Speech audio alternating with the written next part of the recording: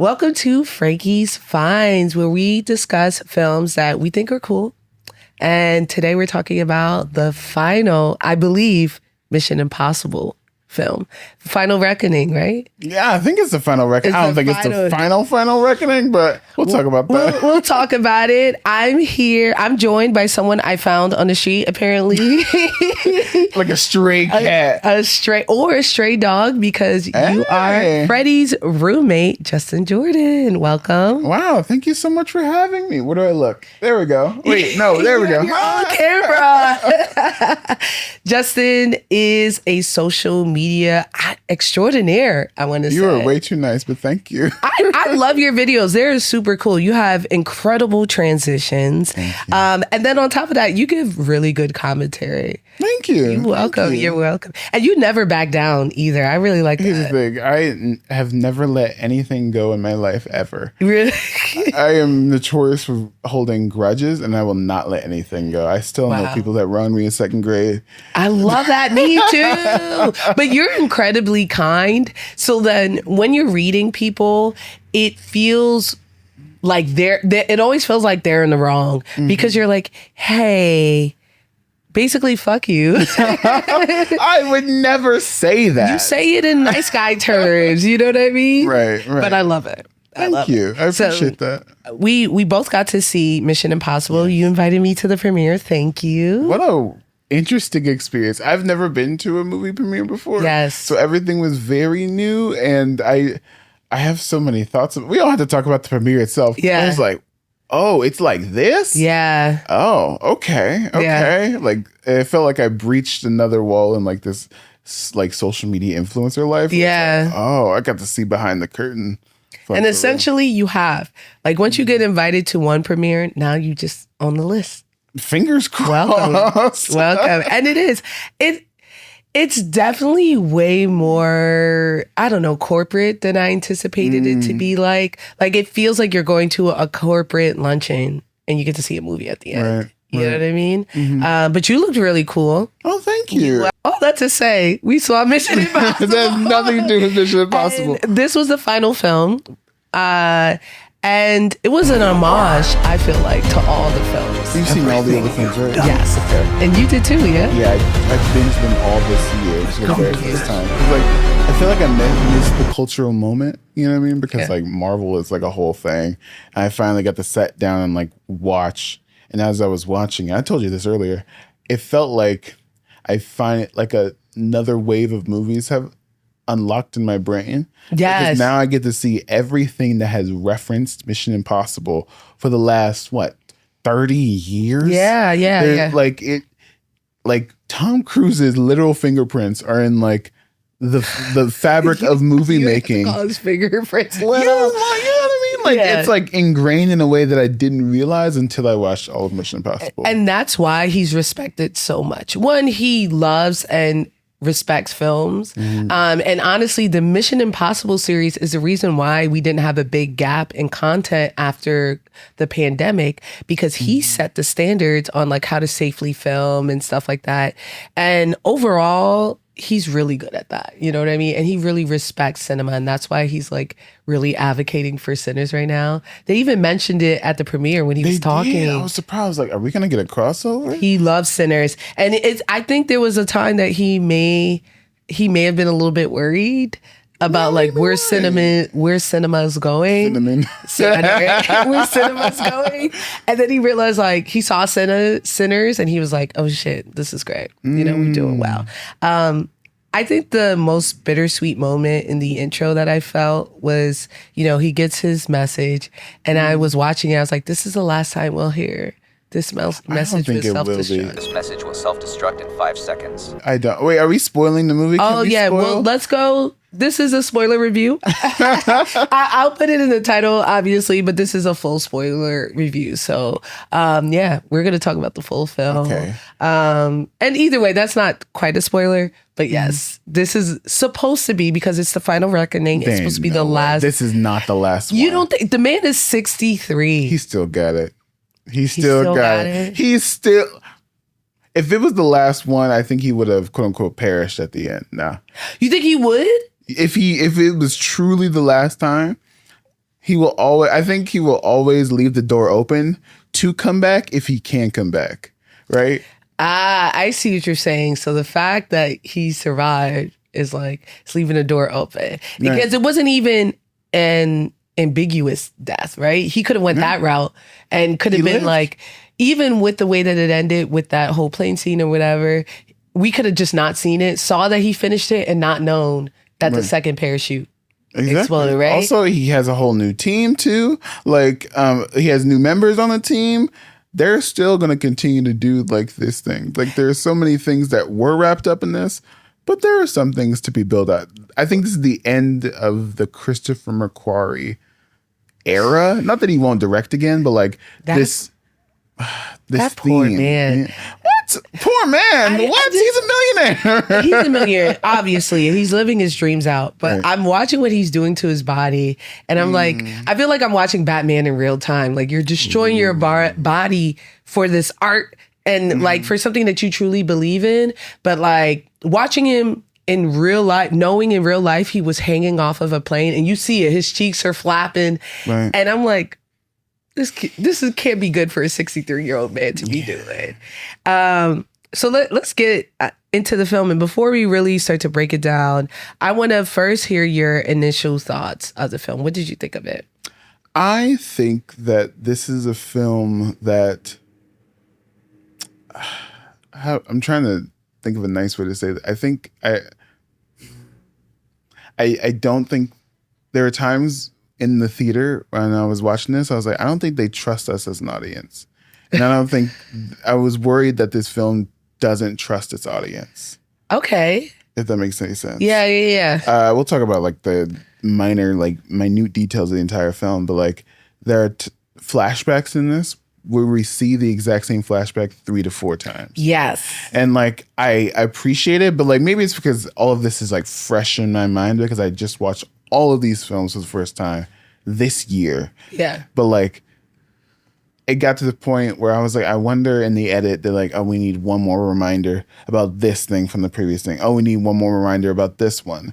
And the interesting thing about this film and like its part 1 predecessor is that it pitches itself as a response or like in conversation with other things in this franchise, but also makes up new history that we haven't seen before. Yeah. And I think that was like, interesting. Yeah. Because like in Dead Reckoning, the thing that like pisses off Gabriel, or like why Tom Cruise is mad at Gabriel, the villain in this one, is because Gabriel killed an ex-lover whom we'd never seen before in a mission that we'd never seen before. Yeah. And they're like, oh, this is going to be a big deal. In reality, it wasn't. Yeah, it wasn't. It wasn't. But they had to add that beef in there. Did they? I don't know. I'm saying that's what they said. They were like, they wanted a villain. And I mean, truthfully, what's his name was dead. The Rogue Nation guy. Yeah. Or Philip Seymour Hoffman, the third one.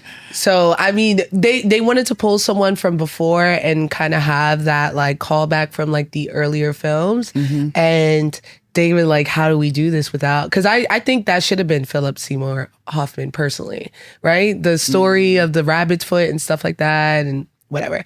I agree with you there. It felt like watching an anime at sometimes with those flashbacks. These are very anime coded. It was very anime. And I said it while we were at the premiere. And I love the Fast franchise. Let me start there. But this is like the Fast movies for sophisticates. And I felt that way when I watched the last movie, that's Dead Reckoning, right? Yes. It was Fast 10. I was watching it. I was like, this is quite literally Fast 10 that I'm watching. He's assembling a family. He's losing that family. It's set in Venice. There were just so many scenes that I was like, this just happened in Fast 5. And because we're trying to be serious about it, I kind of enjoyed it a little bit more than Fast 5. But then because the actors are doing a more serious job, because Tom Cruise is really going there with these... with the stunts, I can appreciate Mission Impossible a little bit more. But that we'll get a little bit into that. I wanted to start off by asking you, would you believe Ethan Hunt if he told you that whole story about about the entity? Would you join him? Okay, so this comes my first problem with the movie is that the same line of phrasing is repeated in this movie several times, 5 to 6 times by different characters, but is never fully reckoned with. Get it? Final reckoning. And that, would you believe me if you were hearing this, or would you believe me if I told you this, right? Yeah. And it's interesting that like it's never really like verbally countered. We see like the results of those actions, but it's like, okay, we get it. Like I said before, it's not trusting its audience, but like several characters say the exact same line of dialogue over and over and over again. I'm like, okay, we get it. Where does this go? Does it go to Tom and Gabriel's beef about this unnamed agent woman? No, it doesn't. Does it go back to the killing of Faust? No, it does not. No. Does it go back to like his opinion on Luther? Why he targeted specifically Luther? No, it does not. I think, so I think the whole thing with Luther and why he was targeted and subsequently killed is because Ring Rings is done. Really? I think he's like, I'm out of here. Here's the thing, like that's another thing. I think Ving Rhames left open the door to come back. I think there's a reality where, because we don't see him blow up. Yeah. We just see, okay, spoilers for the entire movie, but like he says, I can't figure out this bomb. Tom Cruise then runs away, and then we just see a puff of smoke out the alleyway that he runs out of, right? Because he kind of diffused it, but he couldn't diffuse it all at once, right? That's fair. And then the guy who's not nearly as good of a hacker later on in the movie finds a way to delay it enough to get cover. So I'm just if there's a reality where Ving Rhames could come, I don't think they would, because I'm surprised like Faust is actually dead. Like from the previous, it was like, dang, they actually killed him. Yeah, they get it. Yeah. And I guess my not main issue, because I do think that it's a very good entry into the Mission Impossible franchise, is that when you have a villain like the quote unquote entity, right? I think I understand what they're trying to say about AI and like Tom Cruise's opinion on filmmaking, because I think it's why he hates AI, as he should. Obviously, because like the Mission Impossible franchise and all of Tom's movies are so physical and so practical and so like tactical. Like you can touch and feel him zooming through this plane and stuff like that. But the entity is this unfeeling, untouchable, unknowable thing that is so separate from the ethos of the movie, which is like things that you can see. You know what I'm saying? And like, I understand you can't punch the entity, but you can't like kill the entity or anything. But it's like, you just have to trap it. And I thought what was interesting to your point, well, 2 things about that. The first one being, we had talked about how you saw the shift after 9/11. Yes. With the Mission Impossible films, where it went from it being just a spy movie, right, where he's taking the names from the CIA database and stuff to terrorist. And then I was like, now it goes from terrorist to AI, and how AI is literally set to destroy the world, right? And I didn't think about it until you talked to me about like the shift to terrorism. I'm like, this is definitely Tom Cruise talking about how evil AI is and how it is set to destroy our world, because there is a world where AI is like, why am I listening to y'all? And they take over it. And to your point, I didn't know what the entity was. I didn't understand what its motivation was. It never truly spoke to us besides that one scene where he's in that deprivation chamber. But beyond that, I was like, I don't know what the entity is truly. I did see that it was like changing images and stuff through AI, right? And that was like causing a rise out of the general public. But I wish they explored that a little bit more, to your point, because this film was gratuitous in its practicality, right? There is a scene, which we'll get to in a bit, that's 25 minutes of practical effects. And I'm like, this is a really long, we watch a mission from start to finish. Right. No cuts, just like the whole thing. cut. Yo, it is no cut. Like the only cuts is to change the perspective of it. But I'm like, we were watching this in real time. Oh yeah, but yeah, that was pretty odd. So let's talk a little bit about Ving Rhames' death. Now you did ask me if he was sick, and I looked it up. It has been speculated by fans, but there's no confirmation that he's sick. I think he's just getting older. I think he's getting older. I will say this. There's a movie called Holiday Heart that Ving Rhames is in where he's a drag queen or I think a trans woman. Yes. It's an older like Lifetime film. Okay. And he plays, I think, a trans woman. I have to rewatch it, or a drag queen. And that has been ingrained in my mind for a very long time. And it always contrasts every other role I've ever seen him in. And it puts him in a weird space in my head where he is most likely the coolest guy around, but then I remember him as Holiday Heart crying. It's called range. It is range. I don't know why, but it's so weird to see that. I don't know. Every time I see him, I see that full range. You know what I mean? But I was a little sad that he was the only person to be sacrificed on this team. I wouldn't say he's sacrificed. I think sooner or later the mission is impossible. Survival is impossible. You know what I mean? Like, not that I wanted to see Ving Rhames die, but like, I think watching these things like back to back to back to back for the first time, I thought like when Benji comes in and then you still have Luther, I'm like, you have two tech guys. I love that he has two hackers because he don't need, he is the brawn. He needs a bunch of brain. But like, I think they unfortunately solved it in that Luther is the hardware. Like, I will build a device to do this. Yeah. And Simon Pegg's Benji is the more like, I guess like hacking, if that makes any sense. Like the software of like, and can like eye in the sky. We need to look at this camera. We need to do that. That's a good separation. We didn't always have that in the entire franchise. Yeah. But like they got there eventually, and then they said goodbye to Luther. What is that movie where in the intro, he's like on a plane and Benji can't open the door, and then he opens up the wrong. Is that Rogue Nation?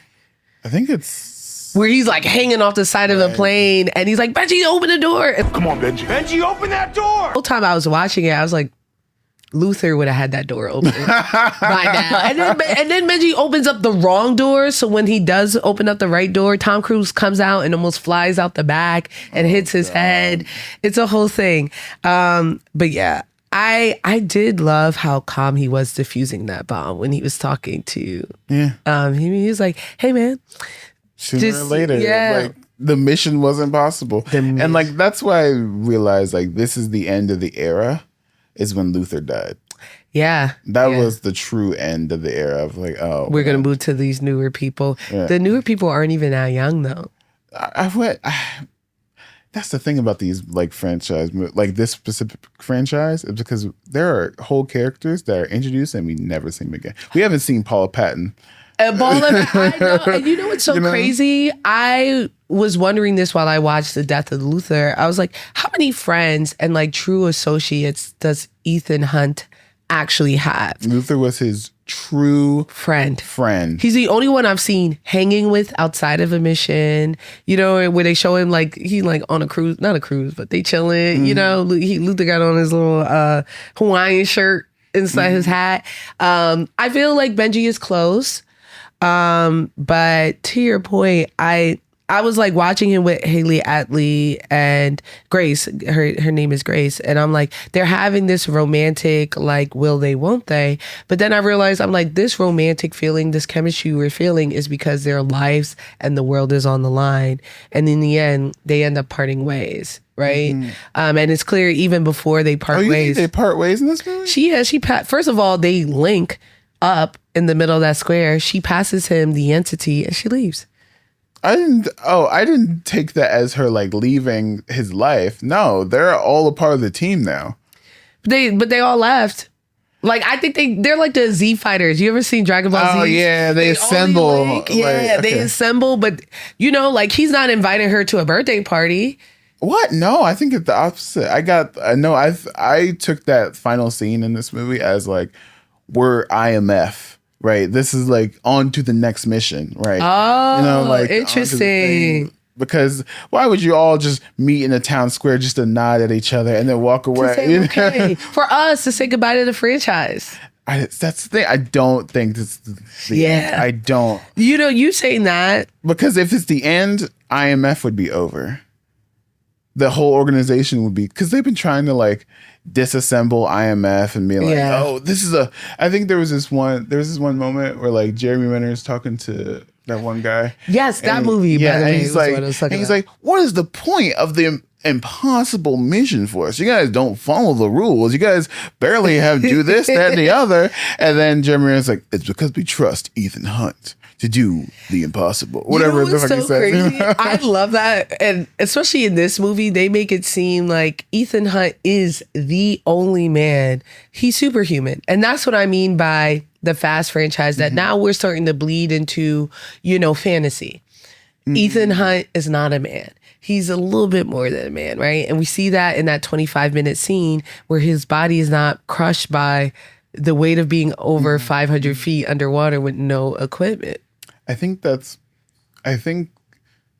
this is what separates the really good Mission Impossible movies from this one, in that this movie, in contrast, felt very isolating. And I think the better films in this franchise is when Tom Cruise gives other people or lifts other people up to be on the same level as him, narratively, and like in the mission, like mission, he needs other, like he's doing the impossible because his team is also assisting him in that. So like in previous entries, you have, like, I would say Henry Cavill being a good foil for Ethan Hunt, being like, Ethan Hunt can do the impossible because he was willing to put everything on the line, right? In contrast, Henry Cavill is willing to like waste everything, like destroy everything to finish the mission, right? He will kill this person. I don't care if it's a cop. We got to do this. I work for the US government. Or spoiler alert for Fallout, I'm actually evil, right? You know what I mean? But like so many times you see Ethan jump in front of like danger or put his body on the line so other people don't feel that, Yeah. But Henry Cavill inflicts it on other people. That's a good foil, right? And he can physically match Tom Cruise too, right? I mean, I think Fallout, I always say Ghost Protocol is my favorite, but I really think it's because Paula Patton threw that woman out the window. Yeah, with the kick, like, pah, that was the best scene of all time. Whoa, she's dead. Like, especially since they needed her, and like that was a good way to create conflict in the story. Yeah. And to your point, this film was low-key 2 missions that we watched, right? It was that 25-minute mission and then the final mission.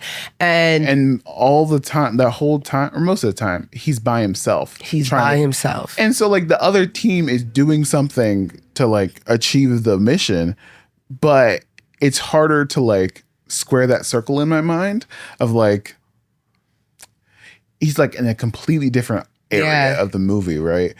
And these movies really sing when it's like whole team doing, not near, it doesn't have to be near each other, but like not as isolating as this film was. You know what I mean? I agree. And you know what? One of the notes that I put in here while I was watching the film is it made him seem less heroic to me, because there was a point that I was like, does Ethan Hunt love danger? Is he now just a danger junkie? Does he just want to push himself? And does he like feeling important? Because particularly that water scene where he's having this endearing moment with like Katie O'Brien character, who very hot in this show. I was like, am I bi? Like I was watching it, I was like, I love her. No, I just think I think she has charisma like no other. But I'm watching him like endear to this naval officer and stuff like that. And then he just goes off and she's like, take care of my suit. And he just like goes off and like tosses this like $500,000 suit and swims off by himself. And I was like, he's in it for the thrill of the chase, man. Like, what are we doing? He's on a plane. He's flying from a plane. I don't think I don't read it that way. Okay. I think it goes back to my earlier point of like he's so willing to put his body on the line first. Yeah. Cut my arm off. I'll be in the fridge before thinking of a better solution. Because in his mind, like him being heroic is putting his body on the line. That's fair. Like Ethan Hunt thinks that way, you know? Like even in the initial like hostage scene where he takes the fake cyanide, and then he has this moment where he's brutally murdering a man in front of Grace and they don't even show it. I start to wonder, like, who is this man now, right? Mm-hmm. Like, who's this?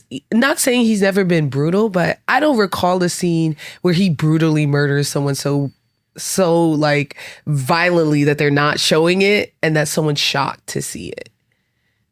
Yeah. So then it started to paint a different Ethan Hunt for me as I'm watching this film, right? Because I'm like, now he's just murdering guy. He could have knocked him out. He had a cleaver in his chest. He was using the torture tools, right? Because all the torture tools I was like, who's this man now? I do agree with what you're saying, but to your point, this film feels so isolated from the other installments that I began to wonder, now who is this character that we're watching, right? Who is this Ethan Hunt in this film? And before we get to the underwater scene, because I do want to talk about it, do you know Morse code? I only know SOS. Really? What is it? It's 3 dots, 3 dashes, 3 dots. Right? I think it's I don't know. Da da da da da da Yeah. da da. That's Producer it. says yes. Okay. I need to learn some of it. I heard it's really easy to learn. I'd love to learn it. But yeah, I was like, I don't know, maybe all this like apocalyptic media that's out here. I was like, I feel like I should know Morse code. So let's go to the underwater scene, which is, I think, the reason why the movie is 3 hours long. Like, no, like when the movie is kicking, it's kicking like tense. Like my butt cheeks were like clenched the whole time. I was so anxious watching it. Like extremely, no bullshit. One of the best action set pieces in the entire franchise. I agree. Even though it's very isolating. See, here's the thing. If that was the scene, I'm like, wow, that's great. But then we got the whole plane thing. It's like, all right. I agree. And especially since it was so long. The plane scene is also very long. But to your point, it was literally just him. I did like that they set that expectation and the stakes before he went down, right? So they're like, hey, they mapped out the 25 minutes for us and was like, by this 25 minutes, you'll be dead, right? If you don't finish the mission. So I already had the 25 minutes in my head. And then, yes, there were so many stages from him leaving the submarine and like hitting the other submarine, me realizing he's even deeper than they anticipated and what that means. Somewhere around him taking off that suit. I was like, what are we doing here? Like, Raise the stake. Like, the stakes were already high. yeah. The stakes were already high. And to your point, I think a way to bring in the team would have been, while they were doing it, if they were cutting to the team, pinpointing his location, drilling in that hole, getting the decompression chamber. But would it out. have been as tense as it was? Would you have felt that tension? I think so. If we're also seeing, like, we're seeing him working hard and we're also seeing them making sure that it's not in vain, because if they weren't there, you know, all of that work would have been for naught. And you know what's interesting though? Like I said before, like this movie is like in weird conversation with other movies. Like we've seen an underwater holding the breath scene. Which one? Remember when he has to go in and like the spinny underwater thing? Oh, yes. You've seen something like this before. It was 25 minutes. There was like where you're like clenching your breath, and then like Faust has to save him because he couldn't do it. So I guess Ethan Hunt can't hold his breath for that long. He held it for a very long time. He did while getting the bends. Yeah. Well, I did like that scene of him kind of coming up to the ice and it being like almost a rebirth of him, because he goes into fetal position and it looks like he's in amniotic fluid. And I was like, okay, this is beautiful. But yeah, there's just a grimness to the story and an isolating feeling. And I think the fact that it was just him for 25 minutes, that I was like, he's like, listen, this is me. I'm going out on a high note. You know what I mean? But that was definitely the point where I said, this is officially a fast film. As I watched this, and I don't know, you know my fast theory, right? What's your theory? Oh, baby. You have a theory? I have a theory that in Fast 5, when they pull those vaults out of the bank, Right. they introduce magic of some sort into the world. Frankie. And listen. It's so good. Hold on. America. Hold on. Let me cook. Okay. So they bring it to magic into the world, and whatever universe those cars are from, now those cars are mechs, right? Vin Diesel now has magic, and anyone who was on that bridge also gets magic. The Rock gets super strength. Jason Momoa, we found out, was also on that bridge. He also gets super strength, right? He can now transfer the magic to his family through the Coronas. So that's why now Tyrese has luck powers, America. Right? Which they acknowledge it. What's his name? Ludacris can talk to computers. Charlize Theron is at one point talking to computers. You know, now they have a Lazarus pit where they can bring back people from the dead. And so there's a moment where magic is brought into the fast world. For me, it was the underwater scene. I said, oh, he's reborn, and now this is a fast movie. If we do get more Mission Impossible films, guess what? The impossible is going to be up to the max. And now he's going to be doing superhuman things. There was always a feeling of, I don't know, practicality. Like, yes, he's doing the impossible because he is the peak of the human physique, right? Now he's actually doing, his lungs should have exploded. Like any normal human being would have been able to do this. That's not true anymore. I'm glad that you feel that way. I'm glad you had a good time. Yeah. Everybody's so creative. And you know, it's so funny because I put out that video and it went kind of viral.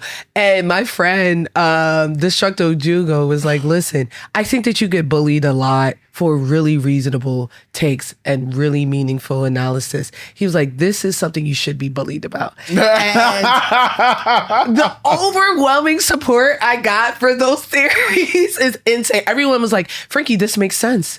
Oh my gosh, it all comes together. And there's a point where in Fast 9 or 10, Fast 10, where the guy who plays Hawk and Doug, Jack Reacher, that actor, is commenting on how they're probably magical. He's like, this doesn't make sense. Everyone he calls family, he turns all these law officials into, you know, whatever. He's like, there is something going on. There's something supernatural here. And I was like, God damn it. I knew I was right. I can see where you're coming from.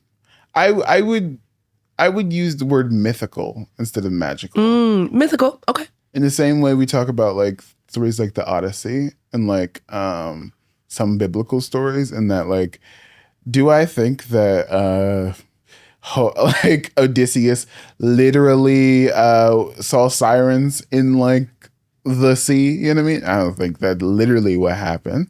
But do I think some women tried to trick him on a rock? That's plausible. You know what I mean? Okay. You know what I mean? Like the way we talk about these things. I think it's magical. I think the car has a personality. And I think in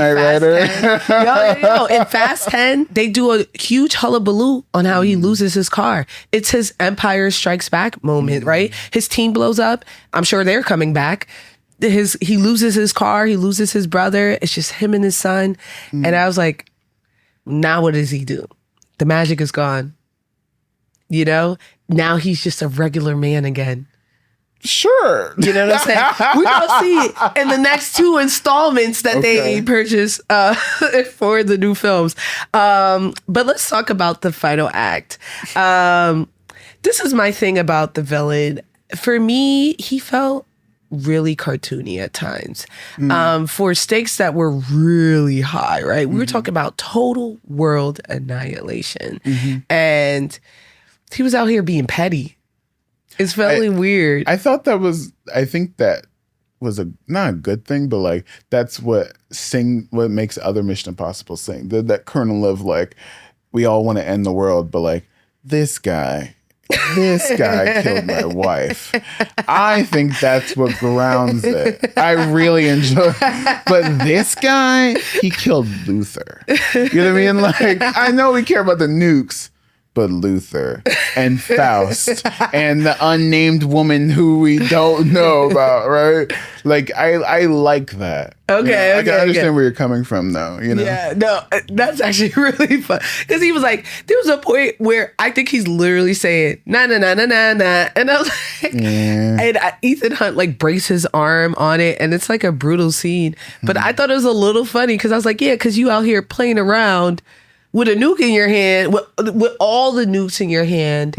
And I don't know, just sometimes I was like, this man is being cartoony. Like, even when he locks Luther in that cage, Luther just staring at him while he's slowly locking a cage. That man was twice the size of Gabriel. I do think it was an interesting choice to have Luther be sick and also like die. Like, why do both? Like, I'm wondering what the reasoning is behind that. Was it Ving Rhames is too big. I think if he was a healthy Ving Rhames and Gabriel's about to lock a door, why would he not just ram into the door and run over that little man? That's old man strength. No, Ving Rhames have old man strength. Old man strength. Not old man Jones. Or like, come on. Yo, he's about to get blown up. You got to make sure. I just ram into him. I think there are some things where like, I think Ving Rhames could just be old. You know? He could just be old. Okay. He could just be old. Like, it feels weird to say he's old. Like, come on. As soon as he put on that like bowling shirt on and like the unk hat, I was like, he is not running anymore. That's fair. When the goatee was gone, I said, oh, we're cooked. We're cooked. I do want to ask, how fast in universe do you think Ethan Hunt runs miles per hour? Ooh, too fast. More than Usain Bolt, right? No. Because sometimes he'll opt for running, overtaking a car. And I'm like, how's he catching up via the run? Because he can like curve through the streets or whatever it's called. You know, he can like take the alleyways and stuff like that. Because it looks cool. Looks cool. Like, I was like, they made sure they flipped over the car he was pursuing Gabriel in. I was like, he very well could have driven that car or like and then grabbed onto the plane. They're like, we got to get him running. And I love watching this man run. His form is good. It feels real when I'm seeing him run. Even in like, he found a way to run in Top Gun. So purposeful too. His running, right? Yes. Yeah, I agree. I just was like, how fast does this man run? What's the fastest? I think it's like 12 miles per hour. 12 miles per hour? It may be slower. He's got to go 15. 15. 15? That seems slow, but like 15 miles per hour? Yeah. All right. What did you think about the president and those scenes with her? I think it's interesting how women get cast as presidents so often, and every time we see them, they have a huge gaping flaw. I think it's very interesting, like what that says about our culture. You know what I mean? But I like how she was the only woman in that room who wouldn't pull the trigger.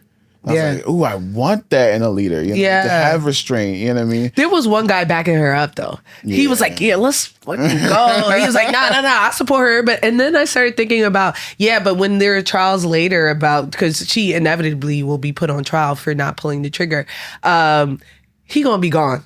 That man, that one man was gone. I did love the way that they played with Ron Swanson's character. What a surprise. You know, I thought he was going to kill her. He was like, let me get your gun, son. But I think he knew in either situation that whatever decision she made, people were going to try to take her out for it. I also think it's cool that even though that entire room decided to nuke the entire world, they made it seem like it was the president's decision, and the president has to be the one to flip that switch. Because the buck stops there. You know? Yeah. But they all were like, this is the plan. They went through all that stuff. And I felt like that was very tense. And I thought that Angela Bassett did an incredible job really selling. She still got it. Because could you imagine the pressure? They're like, hey, just blow up a couple things instead of like turning it offline. That was never discussed. And she was the one to be like, yeah. That's like one of the things that confuses me, like the entity is like, would you believe this if I told you? Would you believe this if I told you? You're telling me no one in that room or the entity didn't plan for just everyone just to turn off the power? And why was that never an option? And you know what? Because the entity understands, I guess, how men in government work. And because it didn't, right? There were multiple countries. At the beginning of the film, there's like 8 countries who don't go offline because they're so afraid that the other countries will nuke them if they go offline. And because of that, the entity was able to spread. Because inherently, we're afraid of, losing.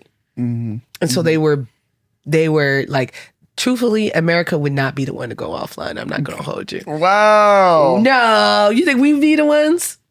Not in 2025. That's Definitely. I think we were always like, America. Remember we got the French to help us win a revolution, and then like 10 years later they did a revolution, and we was like, God bless. Listen, who did we sign that treaty with?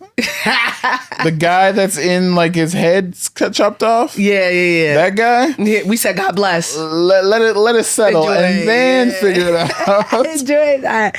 No, I did like that. I realized too, and this goes back to the mythical aspect of the Mission Impossible, that the second that Benji took charge of the mission, right, and had to be the leader, he too became superhuman, right? He got shot in the gun. He almost died, but he was going beyond that, right? He is talking someone through surgery while also talking someone through hacking. And I was like, now that he is the leader, he is getting that mythical aspect where physically he is doing something that most humans can't do. And I think that's cool to add to the lore that being the leader of IMF will push you further than the human body typically would. I really liked the trio of that scene because Palm Clementieff has to save someone instead of killing. Yes. All she can do is kill. Well, she says that, right? Right. Yeah. Yes. Benji, after becoming the leader, can't actually do like the thing. He has to lead from afar. You know what I mean? Because like so many of Benji's, he has trouble with like the actual hardware of it. Like, remember in Ghost Protocol where he couldn't get the mask to work? That's what I'm saying. The mask, the door. Yeah. So he had to take a step back, and become the leader of the Force, right? And so I was like, okay, everyone's settling into a role. And where's Ethan? Oh, he's on a plane. He's doing what he does best. Just, I don't know why it was so impactful to see his cheeks like flapping in the wind. I was like, this is real.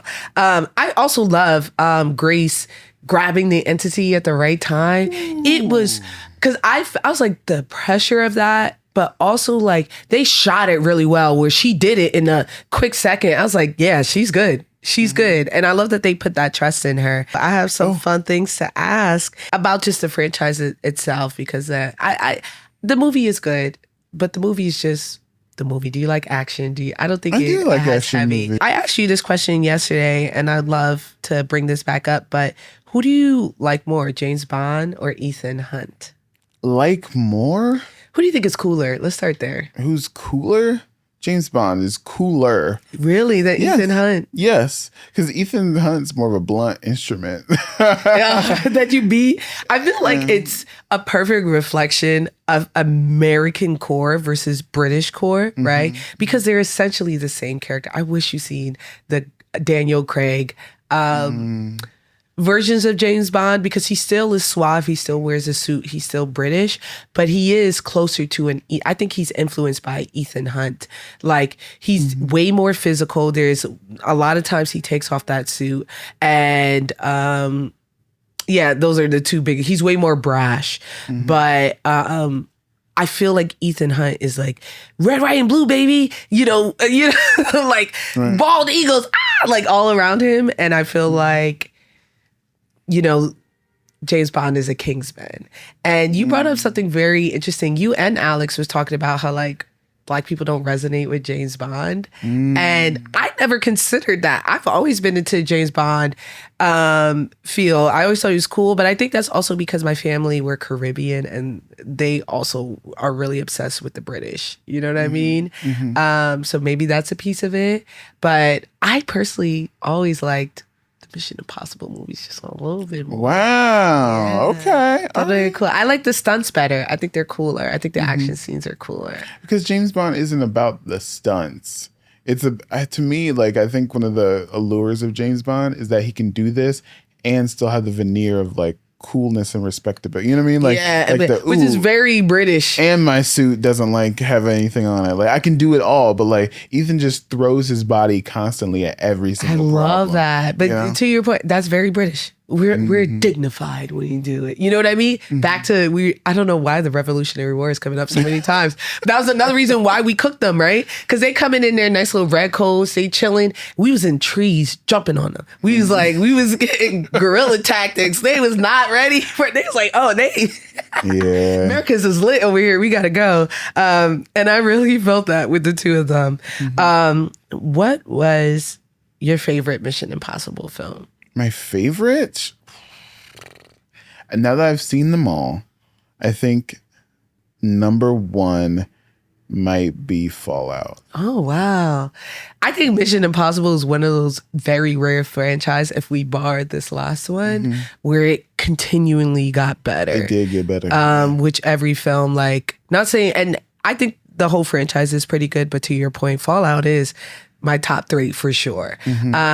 What is your top three? So Fallout's number one. What's number two? And then three. Number one, Fallout. Number two, I would say three. MI3. Okay. Yes, MI3. And the third one,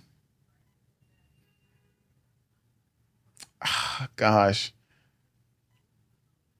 Dead Reckoning. Dead Reckoning. Okay. I think Haley Atwell is a breath of fresh air. She reminds me of Catwoman, right? In a way, and I really did like that. I do think that she was a breath of fresh air. I would do Ghost Protocol is my favorite. Oh, I forgot about Ghost Protocol. I just really love that scene where Paula Patton throws that girl out the window. That was so shocking. You're right. To me. I switch out Dead Reckoning for Ghost Protocol because like I think about like how like half the shit didn't even work. It didn't work. Like there were like actual stakes. And the mission felt impossible. Right. And I like that. There was never a moment in Final Reckoning that was as simple and as clean as the Burj Khalifa's blue is glue, red is dead. Easy way to remember, blue is glue. And when it's red, dead. Yes, I agree. The first hour of Final Reckoning is just explaining where we are, who's what, why is this happening? Like the first hour. And then it gets going, but it's like, okay. Yeah. And the repetitive nature of like, would you believe me? Would you believe me? Would you believe me? Yeah. Would you believe me? I'm like, okay, we get it. But I crave the simplicity of like, if he falls off, he's dead. Yeah, I do love that scene. Yeah, that's it. That's all you need to know about this situation. Yeah. Do the gloves work or not? Yeah, that's it. I love, so Ghost Protocol for sure is my favorite. Yeah, Fallout is number two for me. Rogue Nation, is that the one with Jeremy Renner? Yes. Then, well, yeah, Jeremy Renner was in Ghost Protocol too. Oh, he was. I think it's Rogue Nation. It's now they're starting to jumble together all the films, but I feel like Rogue Nation is my third. But definitely the first two stand out for me are Ghost Protocol and man, I may watch that tonight. just get a little taste of it. I'm sad Paula Patton didn't come back either because I thought she was a great character. I did want her to come back, but also I'm training myself to not judge movies by the movies I want to see. Yeah, that's fair. Instead of judging what is given to me, what is the actual text, instead of like, I think a lot of things in fandom spaces get so attached to the thing that's in their head of what they want this piece of media to be, and they aren't judging it fairly. I think that's fair. I think that's fair. Especially since the follow-up is Fallout. Which is incredible, you know what I mean? And so I didn't miss her in it. I just would love to see her again. And maybe she will, if, to your point, it comes back.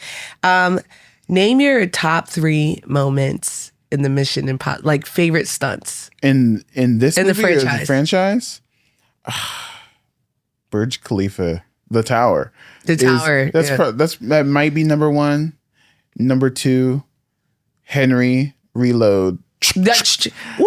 Like, improv by him. See, there's very simple visual language cues in this movie that like just work. It just, I don't know what like the mathematics behind him just reloading his arms just works, you know? I love him smashing the computer in that guy's face just works. And you're like, oh wait, they needed that computer. And then it falls into each other right there. Yeah. Or like blue is glue, red is dead. If he falls off, doom, right? Yes. And then at the same time, they're fighting.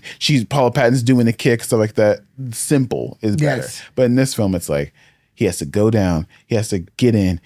Oh, he doesn't fit. Oh, he has to get the thing. Wait, it's also turning. Oh, wait, the pressure is changing. Oh, wait, he has to take the suit off. And if he takes the suit off, can he fit into this thing? Yeah. Well, if he takes the suit off and then he takes off the thing, and then he has to put it back on. And then it gets stuck. You know what I mean? Like, more simple is better. I agree. You know? And yeah, I'm up there. Henry Cavill Reload is definitely my favorite moment. Especially, and knowing that it was improv really added to that practical feeling that I love about the franchise. And honestly, that entire fight scene in that bathroom is insane. I think that's number one. Number two would be would be the plane when he's hanging off of the door scene. And then number three is Paula Patton kicking that girl up. I'm glad I brought it up as much as I did. Okay, so let's end with you giving me, out of 5, what would you rank this film? I would give this 3.8 out of 5. 3.8 out of 5. Yeah, I like that. I was going to say Justin. I don't know. You know, I like alliterations. I don't know. We'll figure that out. But for Frankie Flames, I'll give it, I think 3.5 is very This fair. movie is extremely well done. I think everyone is at the top of their game. I just think it just could have been a little bit more.